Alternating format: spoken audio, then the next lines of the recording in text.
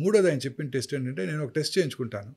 ఆ టెస్ట్ ద్వారా గ్రెయిల్ టెస్ట్ అన్నారు. ఆ టెస్ట్ ద్వారా క్యాన్సర్ రావటాన్ని ఈ ట్రెడిషనల్ డయాగ్నోస్టిక్స్ టెస్ట్ అంటే పెట్ సిటీ కానీ ఎంఆర్ కానీ సిటీ కానీ మ్యామోగ్రఫీ కానీ రాకముందే వాటిలో తెలియకముందే నేను చేసుకునే టెస్ట్ ద్వారా simple blood test saliva test లేకపోతే స్వాబ్ టెస్ట్ ద్వారా నేను తెలుసుకోగలుగుతున్నాను. ఓకే. అది ఇండియాలో ఇన్సూరెన్స్ కంపెనీస్ కవర్ చేస్తున్నాయో లేదో నాకు తెలియదు.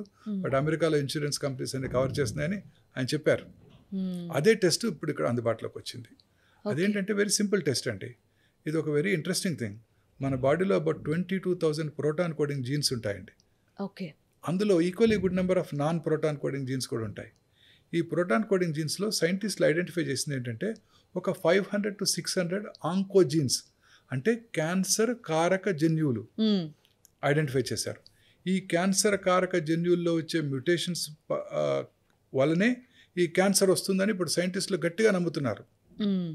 సో ప్రతి పేషెంట్కి క్యాన్సర్ పేషెంట్కి ఇప్పుడు బ్లడ్ టెస్ట్ చేసి లేకపోతే ఆ ట్యూమర్ మీద జెనెటిక్ ప్రొఫైలింగ్ చేసి ఏ మ్యూటేషన్ వల్ల ఈ క్యాన్సర్ వచ్చింది అని చెప్పగలుగుతున్నారు.